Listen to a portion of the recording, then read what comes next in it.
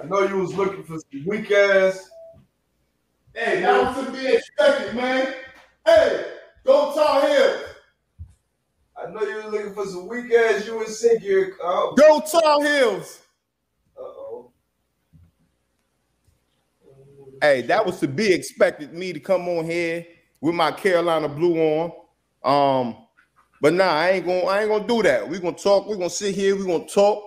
We can congratulate. We're gonna congratulate our man Pat Mac for putting on a show not last night, but what? Yeah, it was last night. It was last night. Yeah, this weekend. Yeah, this whole weekend. Just putting on a show. Shout out to South Carolina women. I knew that was gonna happen. Hey, the Carolina's kicking ass right now. You must be giving them some good mojo, man. You've been calling that shit this year though. Hey, DBut, I've been calling it. I can respect where it's due. You know what I'm saying? UNC, they gonna put on a show tonight. Shout out to Coach K. Shout out to the Duke Blue Devils. They put up a great fight. Saturday night. It was a great game. It was a great game. I said it Friday or Saturday that Coach K was gonna get up out of there with a 50-50 record against UNC. That happened. Shoot, man. Frank Gore going into retirement, man. We got a lot to talk about, man. I'm feeling good right now. I just got done with a workout, man. My energy is on 1,000. So yeah, man. Good day, man. Good day. G.I. Joe, man. You already know. G.I. Joe. I'm talking my ish today, man. I'm trying to get up. Try to get up out of here. But nah, that was a good ass game, though, man. Yeah, good ass game. We're gonna talk about it. We're gonna talk about WrestleMania. Final Four. What Frankie G hanging up the cleats, going into the front office. Definitely gonna talk about that. What else we got? NBA coming down the stretch. Yeah. A lot to talk about. Tiger. Game day decision. Game time decision. They say he looking good. They looking like he was looking prior to the accident. So, hey, I know everybody else on the tour. Like, please come through, man. Because if Tiger playing, that's a whole different ball game, man. But a lot to get into. Obviously, we'll be back after the. Man, I'm so glad you got on that perfect shade of blue today. Appreciate you. That was the obvious, but acting like you've been there before. Hey, you know me. I'm not gonna act like I've been there before. I hate when people say that. Act like you've been there before. Nah, man. Hey, nah. Hey, I bumped into a celebrity this morning too. I was a little starstruck too. I was a little surprised. We're gonna talk about that on the other side too. I ain't gonna tell you about that. Yeah, starstruck. This morning on my morning walk, in the neighborhood, on the little. It's probably third time in my life I've been starstruck. We're gonna talk about it though. Yeah, let's talk about that. Be on the other side. Hey, FYI, y'all see what type of neighborhood DBut in. Boy got money. Stop it. You ain't got it. You ain't got neighbors. I done seen your driveway. You got that Rick Ross driveway. We'll be back. The intro.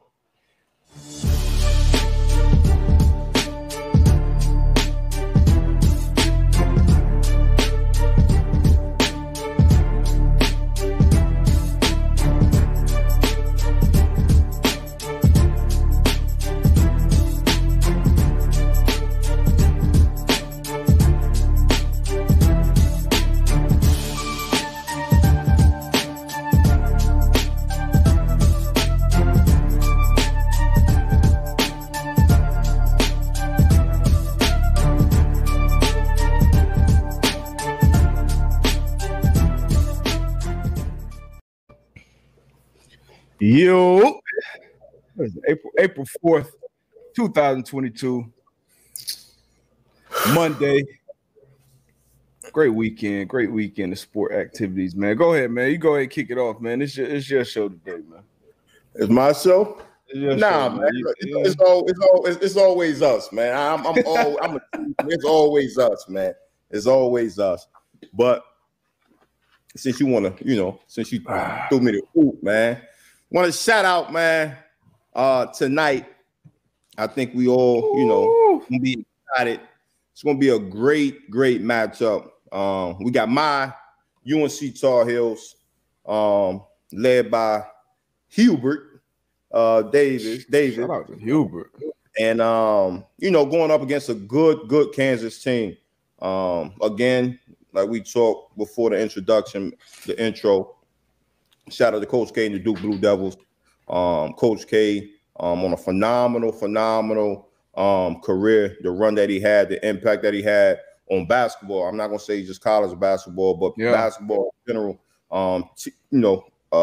Coaching the U.S. team. And the tribute that they had was magnificent, man. Heartfelt, from former players to NBA stars. Everybody just giving him that shout out. But like I said, man, we were gonna send his ass packing. 50-50 record, man. It was only right. The right shade of blue, man, was able to come out victorious. I don't think anybody had them in the national championship. Besides the people on that sideline and Antoine Bethea. So tonight's going to be a great matchup, man. What was your thoughts on the game, DBut? Great game. Lived up to the hype. Am I echoing? I hear echo on my end. Nah, you good. Yeah, great game. Lived up to the hype. For the first time, these two, we talked about it going before the game. First time these two teams facing off. You said he was going to leave with a 50-50 record against UNC, Coach K, that is. And he did, man. But shout out to the guys, man, especially Love, man. Caleb Love, I don't know, man. When he in them baby blue 11s, second half, he just turned it up a notch. Baycott, he went down with what looked like a bad injury, but said you saw him on the sideline like, hey, F it. We talked about playing through injuries and stuff like that. When you're on that stage, Final Four. And Hubert, Coach Hubert, in his first year at the helm to get in the Natty and to play his rotation. He played 5 guys all game through the tourney. Like, I feel like that's how I be as a coach. Like, hey, man. You got to. You get to that point. Look, my best players got to play. You can be tired next week. Come Wednesday, come Monday night, Tuesday. You could be tired. But right now, I need you, man. And, like you said, huge. 4-point game, back and forth game, all game, man. I like it, man.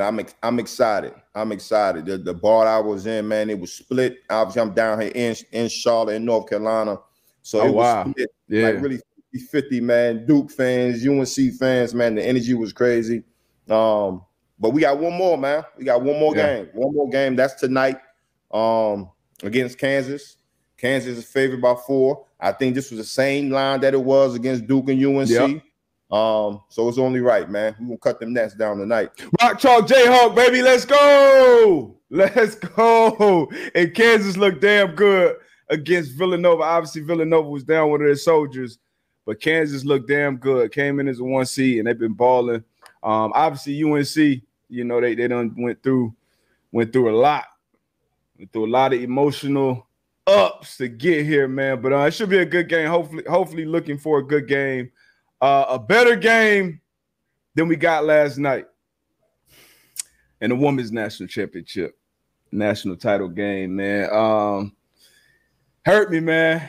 Woo, that's a tough shot. It hurt me. It hurt me. It was over at hello. They smothered us on defense, dominated the boards. Aaliyah Boston didn't really. It was more so Henderson, but. I mean, it's just a dominant performance, wire to wire. Shout out to Don Staley and the South Carolina Gamecocks. They handle business, man. We got 11. We got 11 of them things. This is their second one since 2017. This class didn't get one at all, which is very foreign for UConn. But shout out to the Gamecocks, man. Don Staley won it as a player, won her second one as a coach, won a coach of the year this year. She was swaggy on the sideline. Hey, if we were gonna lose to anybody, we lost to the rightful, winners, and they earned it. Hey. What was your thoughts on that game? Great, you said it. I got a question for you though before I, give my remarks, whatever. going into this game, right? So you had UConn winning. Was that strictly because you were alum? Yes. Of UConn? Yes. Okay. All right. I can respect that. Strictly. You know, we were dealing with some things, you know, all season. But you know, that is no excuse, no explanation. I'd have been around Gino, I'd have been around that program. The standard is excellence.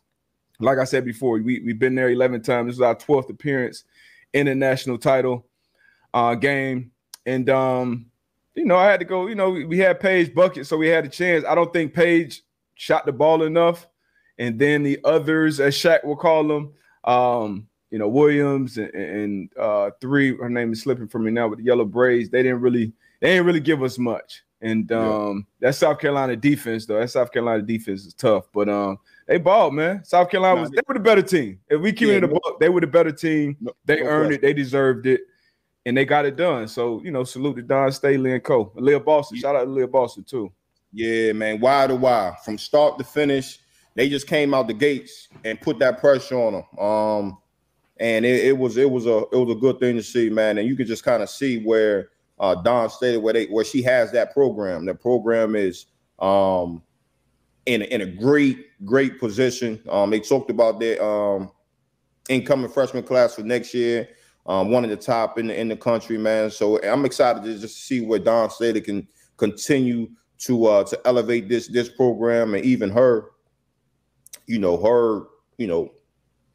place in history and basketball, man. So good to see, man. Good to see. Another thing, did you catch any of the Sue Bird and Diana Taurasi show?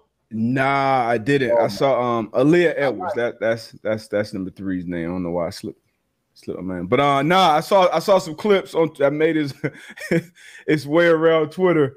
But them two, man, I know it was good. Them two or something else. And I saw that they were, from the clips that I saw, I could tell that they were playing a drinking game, you know, using some words and shit. But that I'm sure it was hilarious. Is that how you watched the game? That's how I watched the game, man. And maybe I think the Manning cast, they might have started something. You know what I'm saying? For sure. You're able to get two players that's played the game at a high level, obviously charismatic, very good at words, you know, and being able to watch the game and then just hearing their take on it. And like you said, having the red Solo cups and, you know, whatever was in the cups made it just that much better. But the way they played with their words, man, and everything, and just the knowledge of the game that they both have, it was a beautiful thing to see, man. There we go. What the feds want now, man? Hold on. Be right. Man, y'all let my man DBut be great, man. What was y'all thoughts on the game, man? Y'all put them in the comments on both UNC Duke, South Carolina UConn. If anybody caught the Sue Bird and Diana Taurasi, man, y'all let me know y'all thoughts, man. I thought it was a beautiful take, a beautiful way to watch the game. Again, I tweeted out the other day, man. I think Carolina's, man, they're gonna hold that crown on both the women's and the men's side. South Carolina again got it done last night. North Carolina tonight, man. So y'all let me know, man. Who y'all got tonight? North Carolina, Kansas. What's good? Hey, look, G.I. Joe, free throws. They call them free, but they not free, man. Obviously, you know. Collegiate level, NBA level, you know, that's what you're there for. You got to practice your craft, you got to work on it. But hey, it's tough, especially if you've been up there in pressure moments. You know, sometimes people say pressure busts pipes, but you got to make those. You got to make those in the Duke game. It costs them down the stretch, for sure. But you got to make those. You got to make those. Craig, look, yeah, he's serious, man. And my thing is, why did North Carolina struggle so much during the regular season, man? You know, right now, as always, I just think in sports, it's about your time. And when you hot, you hot.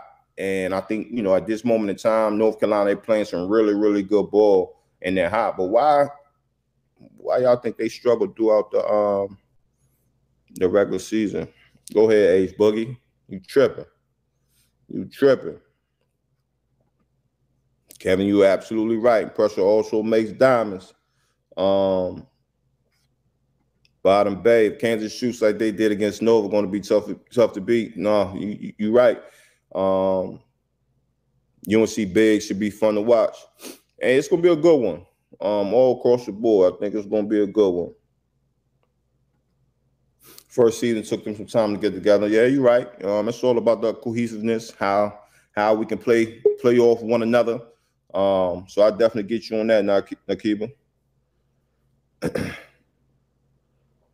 Get that boy DBut back in here. You good? Yeah. All right. Oh man, what I miss? Nah, we just talking about the games this weekend. Who we got tonight? UNC, Kansas. I'm asking why it take UNC so long to really get it going throughout the regular season. Man, they were struggling a little bit. They was up and down roller coaster season, but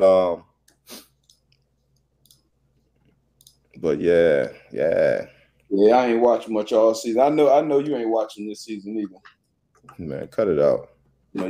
I saw a tweet actually this weekend that said if you from the 757, you either had to pick Duke or UNC growing up to be a fan of.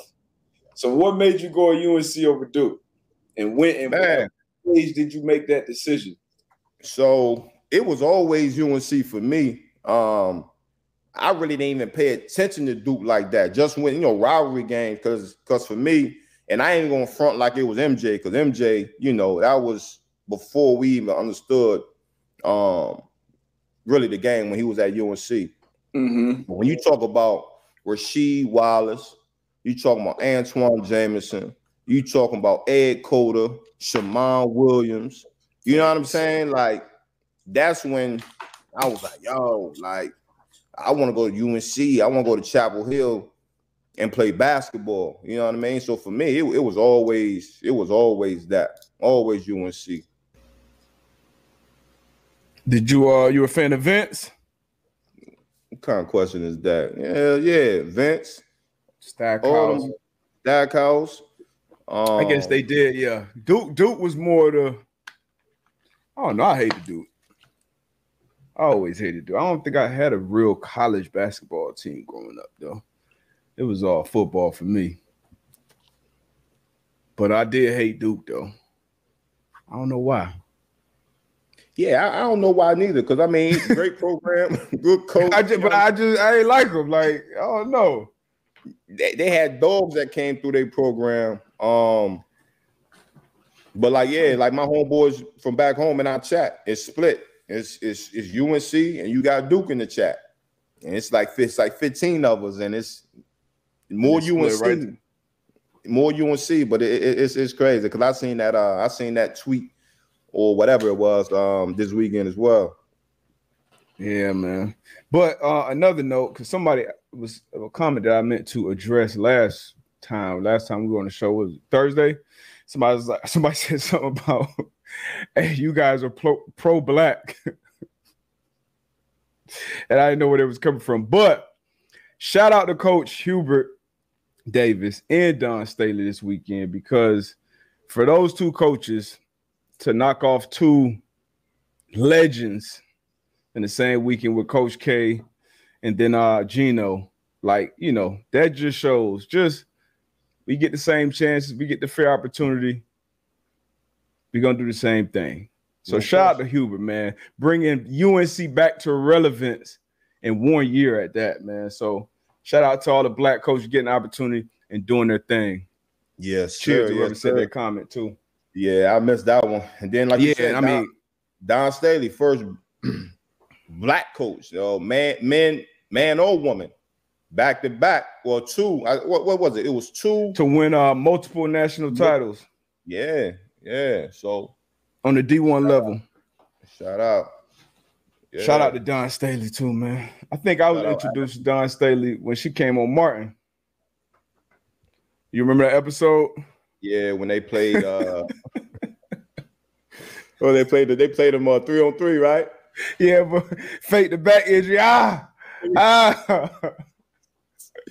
Oh man. I remember that. Oh yeah. So I got the question, Van. Starstruck from who? So on my walk, I see Coco Golf. I know you a big tennis fan. Okay. See, hey, Coco Golf out there up to my getting it. Yeah. I'm like, damn, it's still, and it's it's school time too. So I'm like, she homeschooled, like baby. Huh? She homeschooled. She home. She got to be. Oh, gotta be. Yeah. But yeah, shout out to Coco, man. Young, obviously somebody I've been following. I knew she was kind of from the area, the 561 in Palm Beach area, but saw her pops out there, trainers out there getting it, man. So shout out Coco Golf. Yeah, that would have been dope if your girls would have been able to bump into her. I know, but yeah, I get when it's young kids, especially on her level, doing the things that she's doing. Like, I don't know, that's more impressive.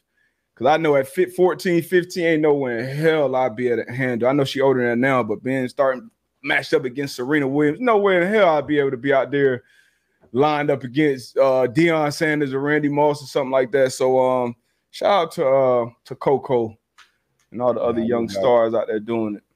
No doubt. Man. Yeah, man. While we talking about stars, man, I think Frank was a teammate of yours as well. Oh yeah. But we were in Indy for a few years together. Yeah. But shout out to Frank the Tank, man. Announcing his retirement. Third all time, 16,000 career rushing yards. That's a lot of yards. Only 15 games missed in 16 seasons, man, at the running back position. That's impressive. Scored a touchdown in 3 different decades, man. First ballot Hall of Famer. Yeah, I'm with you there.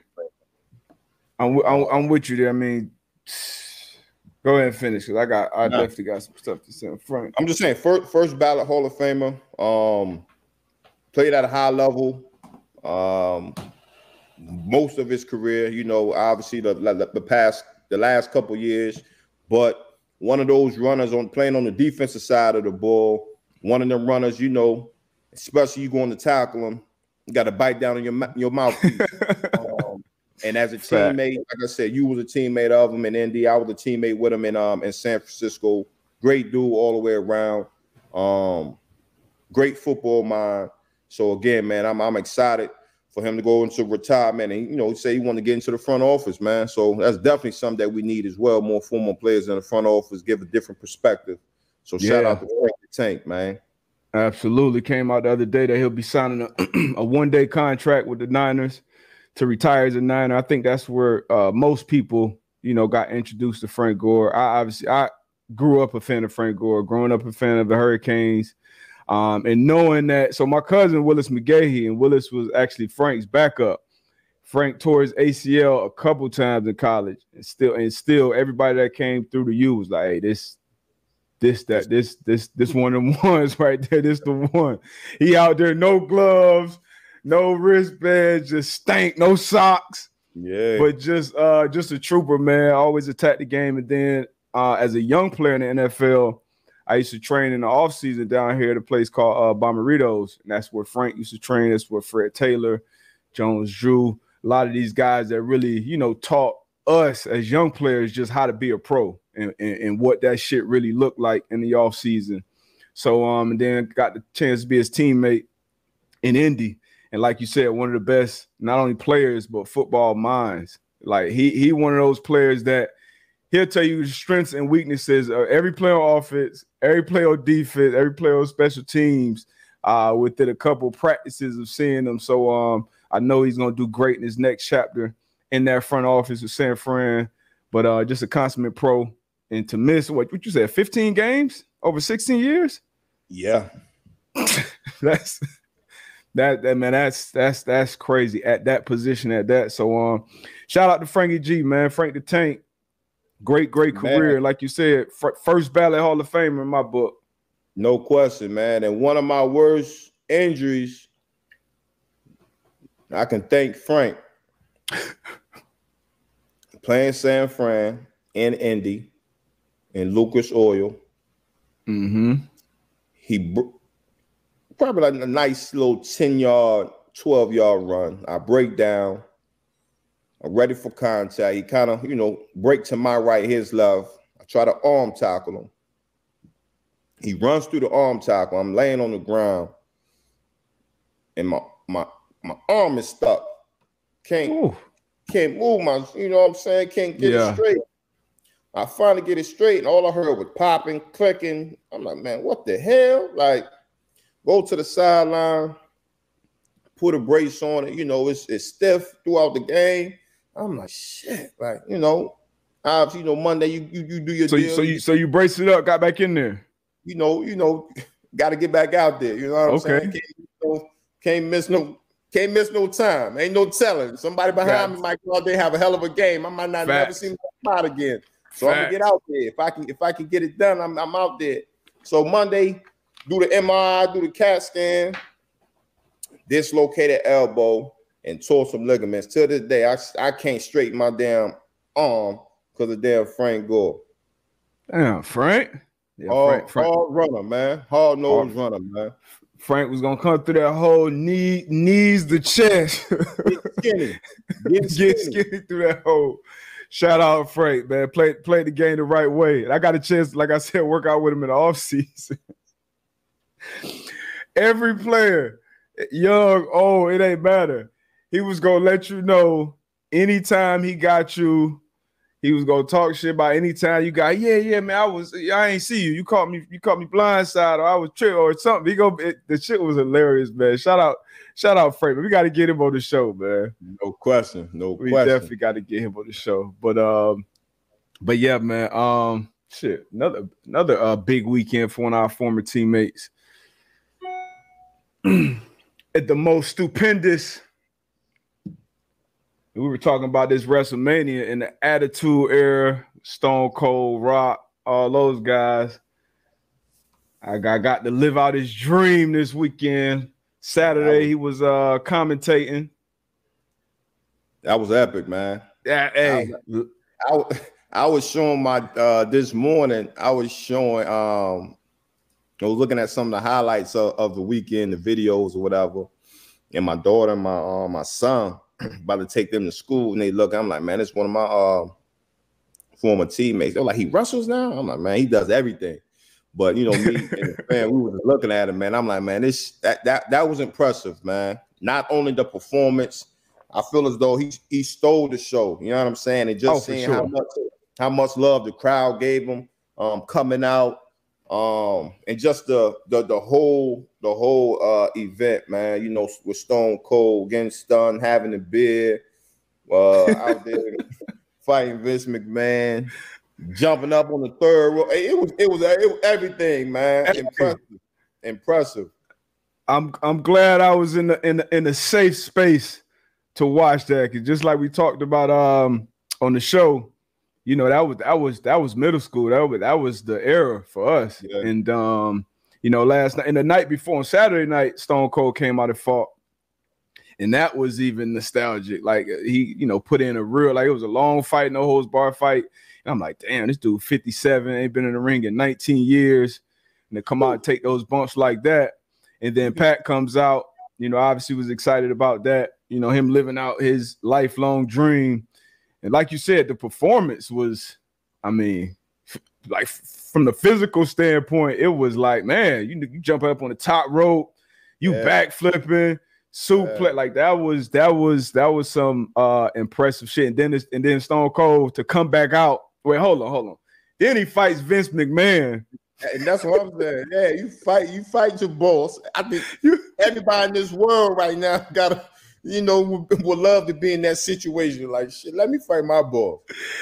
Yo, so you fight the chairman, Vince McMahon gets back in the ring, which I don't think his ass should have got back in the ring, but he ended up beating Pat. He gets stunned. Stone Cold comes back out. It's somebody to check on Vince right now. I don't know if he all right. I know. Hey, they got some IVs, got the masseuse. Yo, folded like a lawn chair.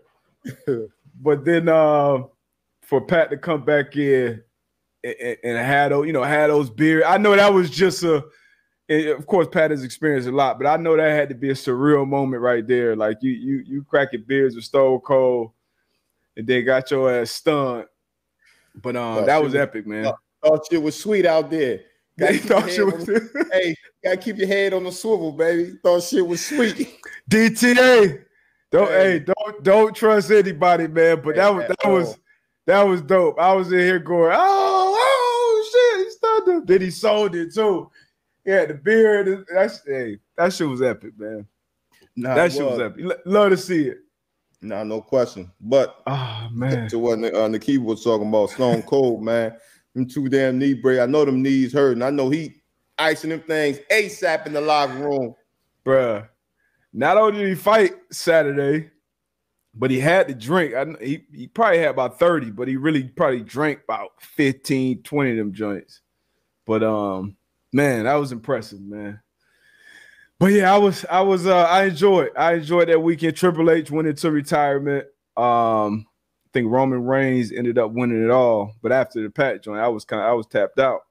Yeah, I had already watched the Natty, and then saw Pat fight, and after that, I got into bed. But shout out to WWE, man. They've been doing it for a long time. Yeah, man, being able to do that consistently, year in, year out, still have a ton of fans, man. That's a great business model. Great business model. That was tough, man. What else we got, man? 57 suplex on the concrete, beyond impressive. Yeah. Crazy. Shoot, man. We about to it's about that time, the good old NBA talk. Mm-hmm. We got the standings. We got the West. We got the Suns. At the top of the West, got Grizzlies at 2, Warriors, Mavs, Nuggets, Jazz, Timberwolves, Clippers. Got the Lakers in the boys at 11. Sheesh. 11th, man. And then you got the East. Got the Heat at the one. That's just where we at. Heat at the 1 spot. Celtics at 2. They've been impressive since the All-Star break. The Bucks, one of the MVP favorites in that Greek Freak at 3. 76ers with who I think should be the MVP favorite at 4. Bulls at 5. Raptors at 6. Cavs at 7. Hawks at 8. Hornets at 9. And the Nets are at 10. So right now, coming into this year, we all had the Nets and the Lakers. I think most of us did. Nets sit at 10 right now with a few games left in the East. Lakers sit at 11 with a few games left in the West. With Bron banged up, but AD back. You think both of these teams, number one, make the playoffs? Lakers might not make it. Hey, I'm keeping it a buck, man. I was huge on the Lakers, man. Lakers might not make it. They got to make a hell of a run toward at this, the stretch of the end of the season. But if I had to put my money on it, they might be on the outside looking in. I think the Nets will make it. And obviously having KD and Kyrie, scary duo to see in the playoffs, but I don't see them making it to the Eastern Conference Finals. Defense suspect right now. Very, very, very. Defense. And Giannis on some shit. And that's what I'm saying. I just think it's better teams in the East. Yeah, they have that dynamic duo, but when you talk about team aspect, I think it's better teams in the East. So, yeah, it's gonna be tough. Nets still my mom. I'm still gonna ride with them. I'm gonna ride with them because once you get in these 7-game series, and the teams are important, but if you got a healthy KD, healthy Kyrie, and still fingers crossed for Ben Simmons, who knows what the hell is going on over there. But I'm still holding out hope with them. But like that team, the best team right now, if I just had to pick the best team in the East, it'd be the Bucks. You know, defending champs, been there, done that. And Giannis, not only is he one of one from like a talent, but his effort. And you know how it is when the best player on the field, on the court, is also the person playing the hardest night in and night out. And for basketball on both ends of the court, that it's hard to bet against that team. But my dumb ass gonna do it anyway.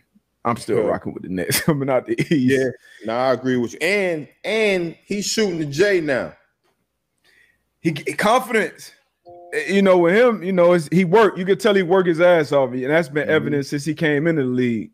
And that was the one flaw: the jump shot, and then free throws.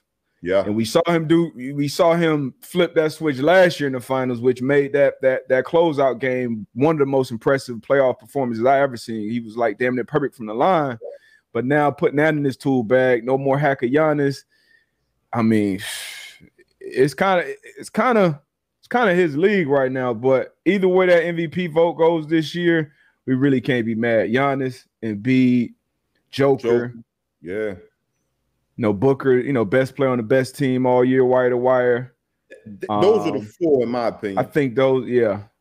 Is it anybody else? Yeah, I think I would say those are four. Any one of those four get it, and I think Booker. Now I don't think Booker gonna get it. So really, Embiid, Joker, Giannis.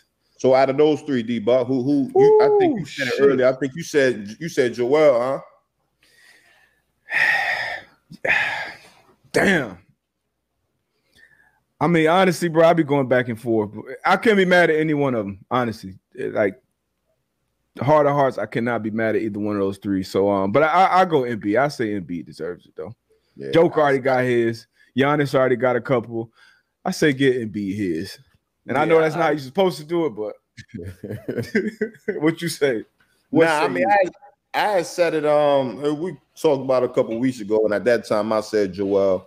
I'm gonna stick to my guns. I'm gonna rock with Joel, but like you said, Giannis. I mean, Joker's in his bag too. Giannis, we in good hands. I think the NBA's in good hands right now. For a few years, and somebody else out there too, Luka. Yeah. Hey, who got the top spot in the league right now? Who's the best player in the NBA right now? If I say Giannis. I gotta say Giannis. If I had to pick one, I gotta say Giannis. And we had Michael Baptist on here from Rockefeller Cap a while ago. Yeah, he's Greek, so that was why he picked Giannis. But he hit me up the other day like, "Hey, when I said Giannis was top 5, you and AB called me crazy. Y'all said LeBron and Kawhi and this. Hey, what you think now?" All right, first of all, Giannis is African, okay? But I go with you on there. So I go Greek Freak. I go Giannis, man. He the best player in the league right now. Best player in the league, man. You can't argue that. You can't argue that. Who you got, though?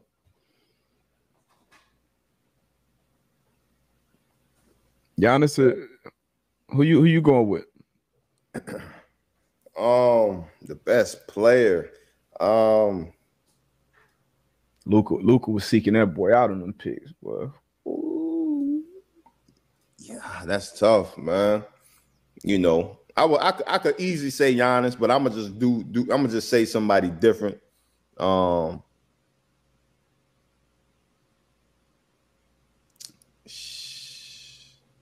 that's tough. It really is right now. That's tough. I'm trying to, because I want to say Giannis just based off the point you made earlier is that he does it at a high level on both ends of the court. You know what I'm saying? Defensively, offensively, he does it on a high level. Not saying that the other guys don't play defense, but what he does is just like, yeah, you know what I'm saying? Like it's very, very, very impressive. But tiptoeing, huh? Tiptoeing. The folks said answer the damn question, AB. It's tough. It's tough. Hey, storm me out, man. Storm me out. Storm about, Debo. Shit, I'm gonna go Luka right now. Ooh, okay. Hey, that ain't bad. We put those that side by side up a few weeks ago with him and LeBron and how they started the year off. And if you think about Luka's supporting cast, and you can say the same about Joker too, you know, without having Murray and PJ. And Luka's shit's special, man. But the one thing about Luka is he ain't gonna give you what Giannis gonna give you on the defensive end. Same with Joker. They not gonna give you that. Embiid and Giannis separate themselves on the defensive end for me too. So, but Luka, yeah, triple double threat every night. And we had a conversation. We talked about on the pod. It was probably month and a half ago, and we were talking about the young guns in the league right now: Ja, Luka, Trey. You know what I mean? And like Devin Booker. And it's like, you know, if we had to start a franchise, you know, like who would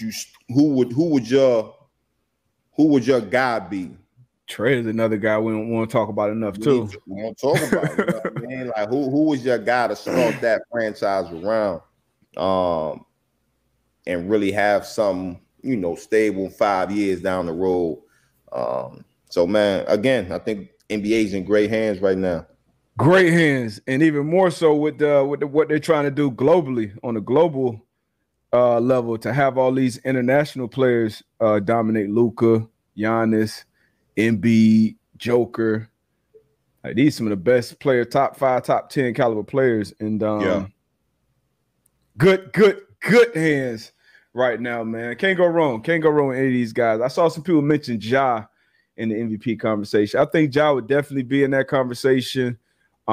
If he missed 22 games, I think, this year. And his team is like, without him. So I mean, great player, but great player, exciting. I love watching him play, but you can't put him in that conversation. You know, me and AB always talk about your best ability is availability. So being out there and being that guy carrying plays a big part in it for me, at least. Yeah. Oh, man. Let's get some questions, man. Before we get up out of here in a few. Man. Oh, man. What a weekend. What a week. You doing anything else this weekend? Nah, man. Wifey was out of town for a little bit, so yesterday was on daddy duty. Birthday party at Chuck E. Cheese. Took the kids to the park. So that was it, man. Ain't nothing like them park days. Hey, the kids run around, get tired themselves out. Fact. Nothing like the park days, man. No electronics. That's one of the only places my 13-year-old, like, she get out the car, she don't even think about bringing her phone. Yeah, so I try to get them out of that park as much as possible. Hey, speaking out loud with Renee and Borba, question: should Coach K come back another year? Nah. Take it to the crib. Yeah. You know, look your wounds. Again, man, the impact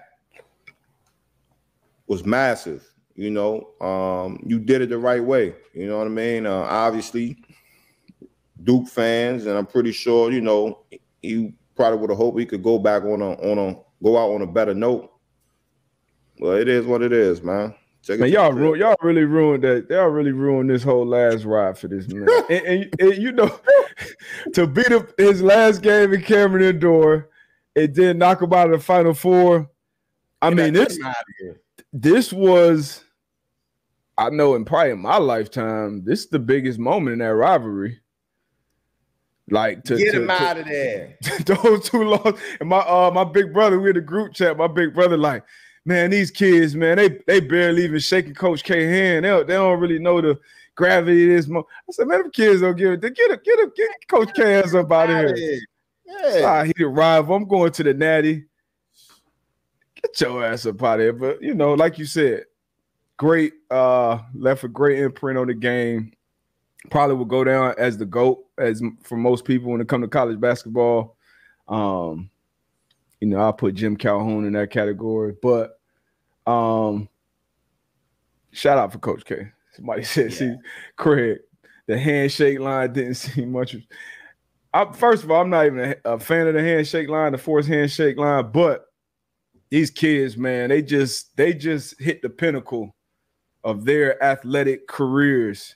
Probably the biggest moments in their life, man. They probably tired of hearing about Coach K, to keep it a buck. They happy for their coach. They're happy for their teammates, their families. So y'all can ask for the media and the Duke fans and all that other shit, man. Them kids ain't tripping on that. Preach. Mm-hmm. Great rivalry though, and this is bragging rights forever for y'all Tar Heel fans. But Rock Chalk Jayhawk, who is good being a Kansas fan? Well, I guess we'll see what we talking about on here on Thursday when my guys get it done tonight. If you pick this, you get this one right. I might start around with your pick, and I'm betting where they be from now on. I mean, shit, that's what you was doing before anyway. Nah. Cause you were dead ass wrong about that Super Bowl, and I tried to tell you. But ever since then, though, Super Bowl. This past Super Bowl, you kept saying the Bengals was going to win. Yeah, I was riding with my guys. Wow, which I guess you loyal. That's what happened when your teams make it. I had to bounce around, find my footing somewhere. You definitely gonna bounce around. I'm a fan of the game, baby. Yeah, you definitely gonna bounce around. They did. Appreciate them for that too. But question for you. For Mikey Richardson, will Honey Badger be a good fit for the Colts? Yeah. So I might be. So, question, right? Mm-hmm.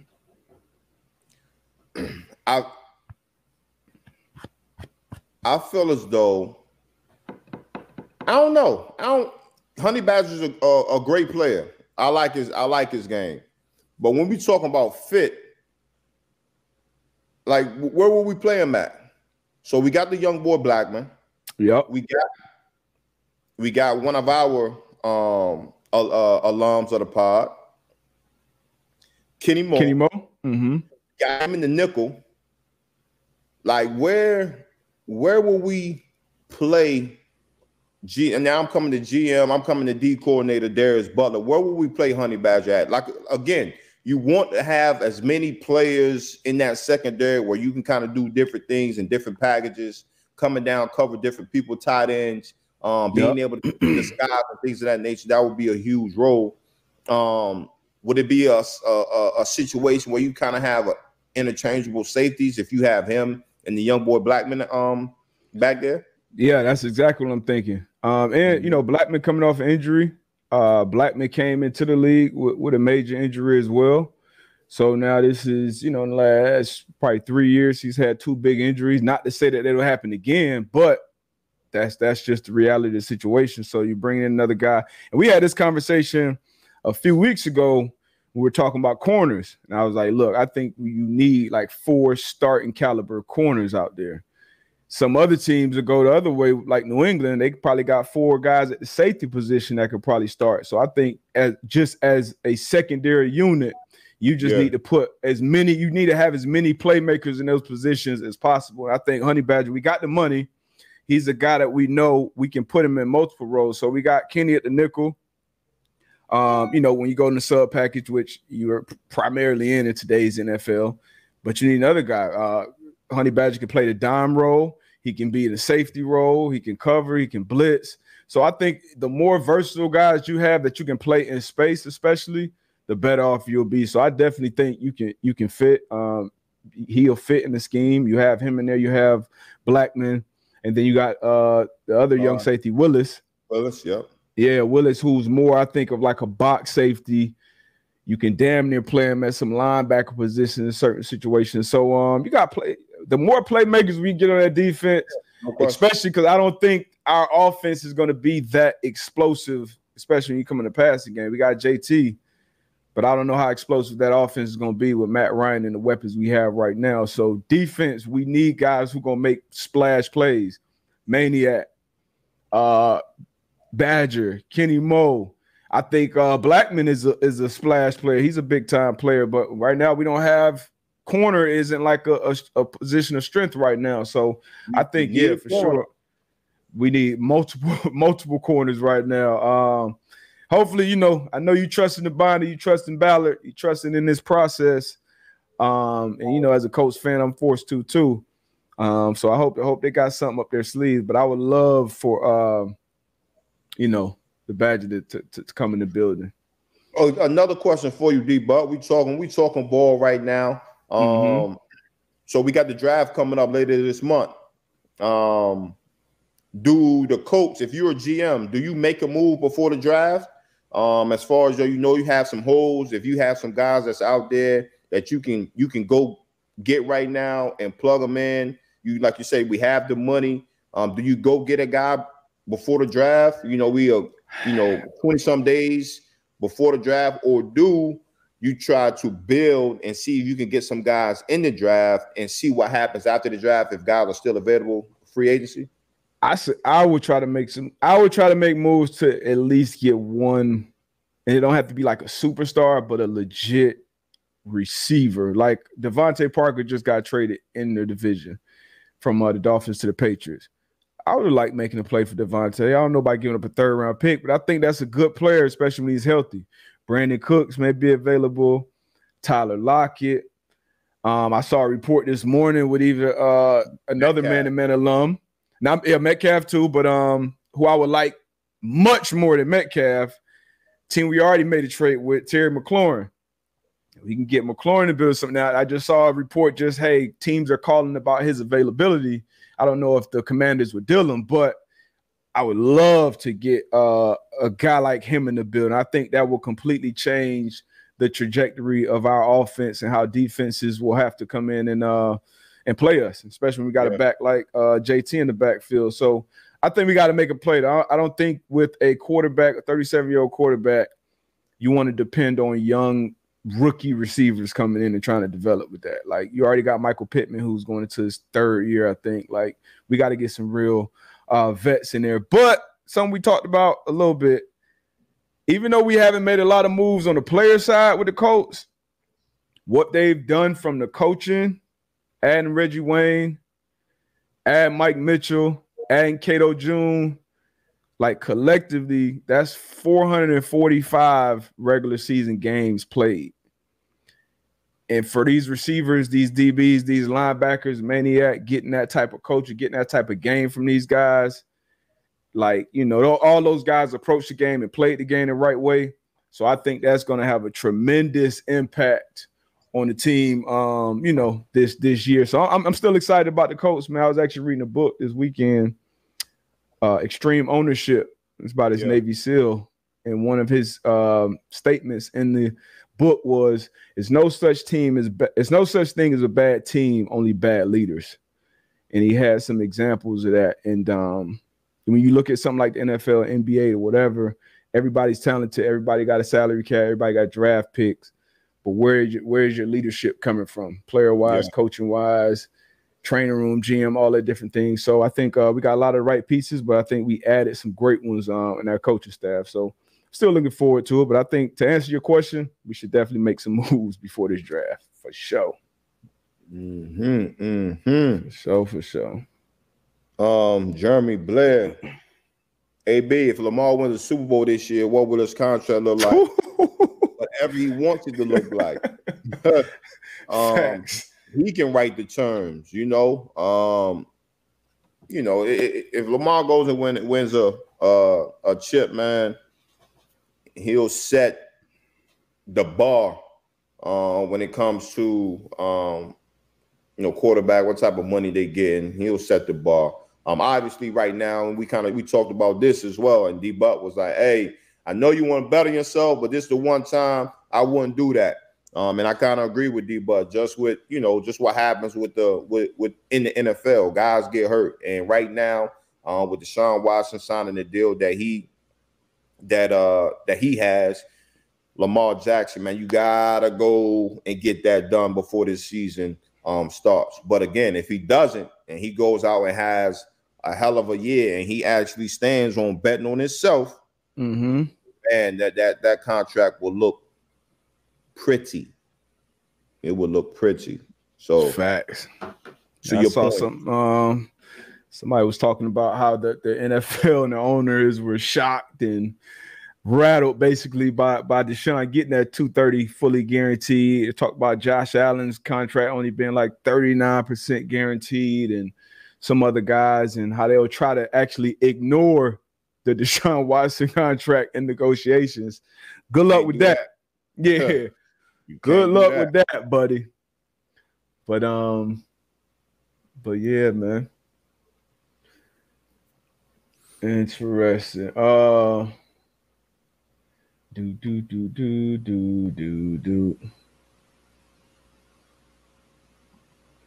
What else we got, man? We got in here? Not 100% sure, but they saying they said Pat's show starts an hour later today. Yeah, I just saw the tweet. Yeah. So for you guys who be jumping over the Pat show, starting an hour later. 500. Do. But yeah, I figured that. So he was probably on the jet at who knows what time last night after this weekend. I'm surprised he on it all today, but it's part of it when you're in show business. Yes, sir. Yes, sure. It'd be exciting. But it was something else to completely flip the script. Sure, I got any more football questions.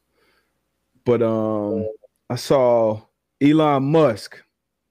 He news came out early this morning. He purchased 9% of Twitter, which it was like a $3 billion purchase, I think. Makes him the single largest shareholder in Twitter. I know the last couple of weeks he had been talking about how Twitter, basically does a little censoring. Matter of fact, let me find the exact quote. I don't like misquoting people. I read that same article this morning. Mm-hmm. And he took a poll on. Okay, here it is. This was from March 25th. He took a poll on Twitter. Free speech is essential to a functioning democracy. Do you believe Twitter rigorously adheres to this principle? And then he also said the consequences of this poll will be important. Please vote carefully. I got 2 million votes, and the final result was 70% voted no, 30% voted yes. So he probably already had plans to make this purchase. But he did. He did the Twitter thing. Regardless how you feel about Elon, I know I use Twitter. But how you feel about this? Do you think some changes? The stock flew up in pre-market like 25% this morning. But how you feel about this this purchase and I guess Twitter?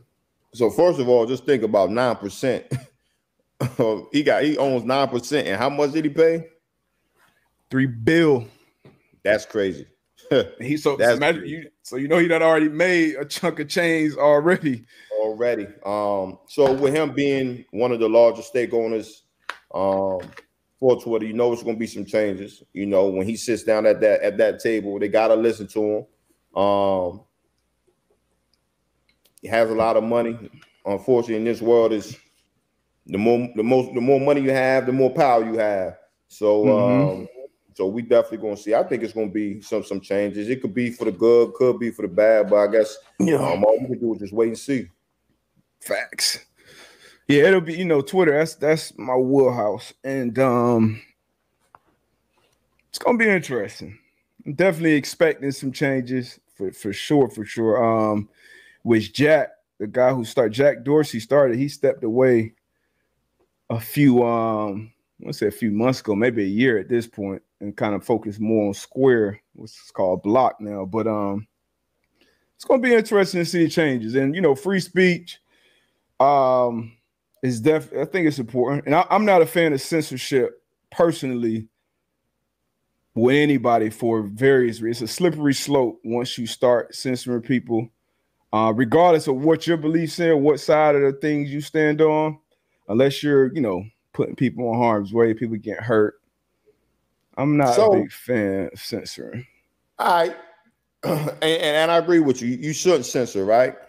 And you talk about free speech, and I think again, it's kind of what you touching on for that slippery slope, where okay, somebody comes up here, comes on the platform, and say some outlandish shit, right? Like now we talking about other people's cultures, we talking about X, Y, and Z. Yeah, I get the free speech, and again, that I'm not going to comment on that, but. I don't mean you free from the ramifications of what comes with that. Yeah. So like, but that's where when we get from Twitter, because they're hiding behind the keyboard. You know, I just, again, I don't think you should censor people, but now when you start throwing that out there, like, yo, this is, free speech. I think the immature folks that we have, we got a lot of those on Twitter. The shit get a little crazy. You know what I mean? So. Again, it's gonna be interesting to see what type of path Twitter takes. For sure. But I would even the people I don't like, or I don't like what they saying, or I feel like the rhetoric is this or that. Personally, I would rather be able to see and hear that shit than opposed to you saying, all right, they censored from you can't be on this platform, you can't be here. So now they go create some type of underground platform where they talking behind, and now I want to know what the hell go. Nah, I'm cool. I want to hear dummies talk out loud, so I know what the hell they thinking, what they talking about. But that's just me. I kind of try to see and listen to things and try to be as objective as possible. And even when I disagree with somebody, I still want to hear that shit sometimes. But maybe that's just the sociologist. In me, you know what I mean? But I'm not a fan of censorship though. We gonna personally, see it. That's why I stand on it. But ramifications can mean you're banned. I mean, but that's a slippery slope. I'm telling you, like I said, I like people who show their cards now. Now, if something can be proved that you just, I don't know. Everybody come to their own conclusion, I guess.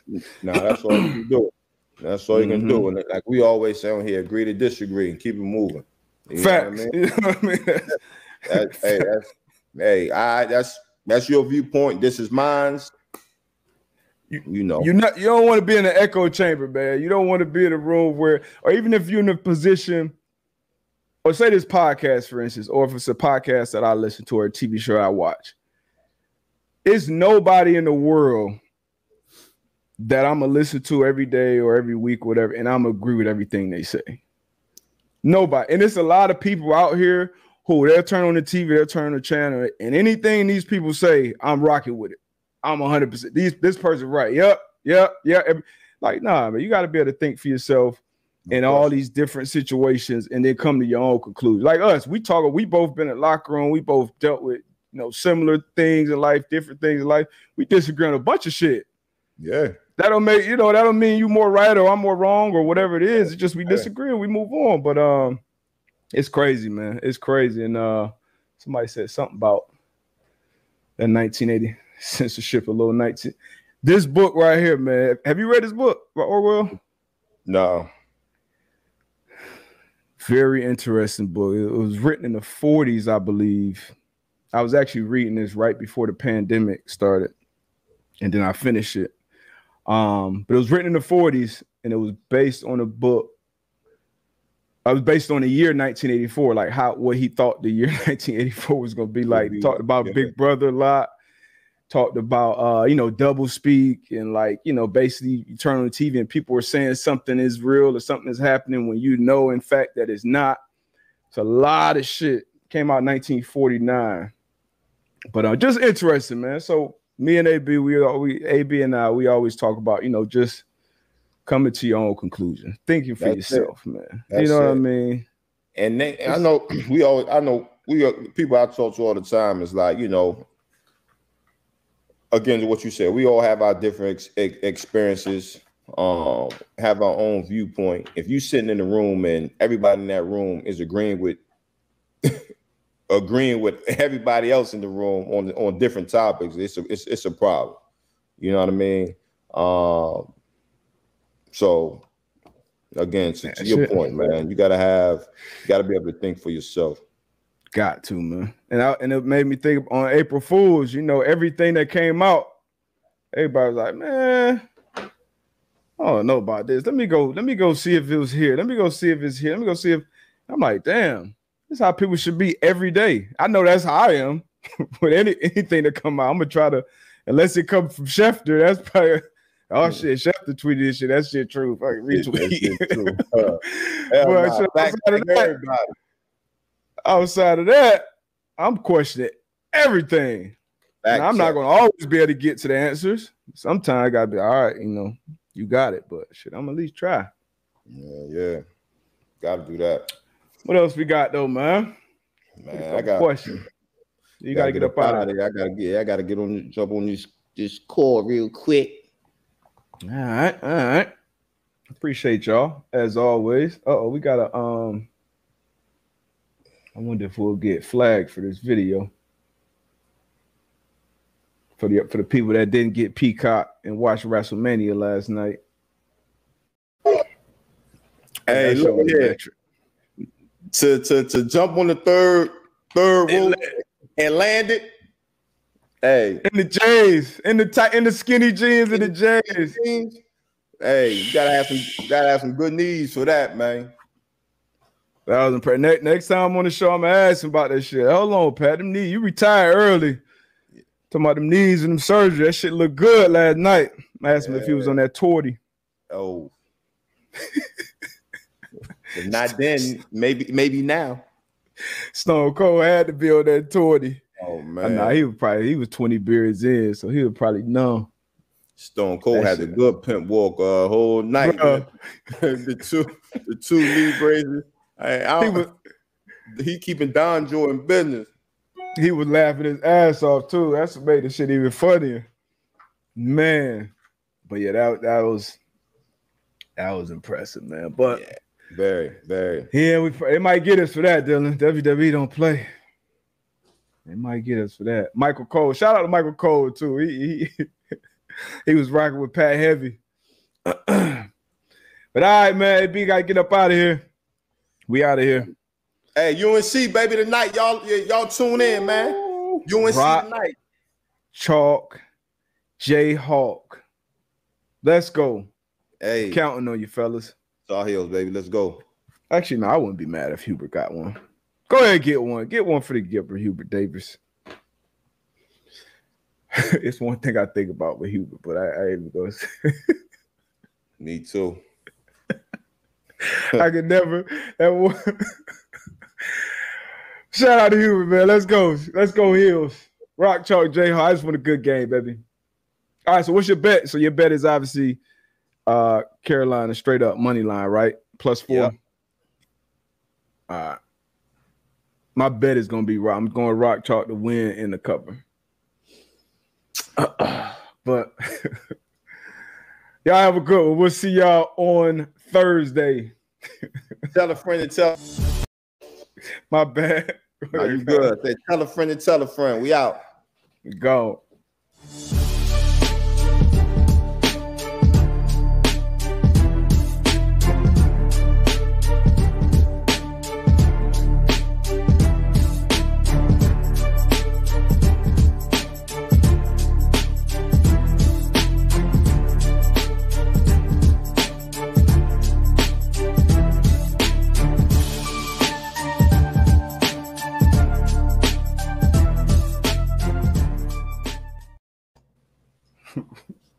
Nakiba, you fine. Conduct detrimental. Yeah. All right, peace. Oh, man. Boy,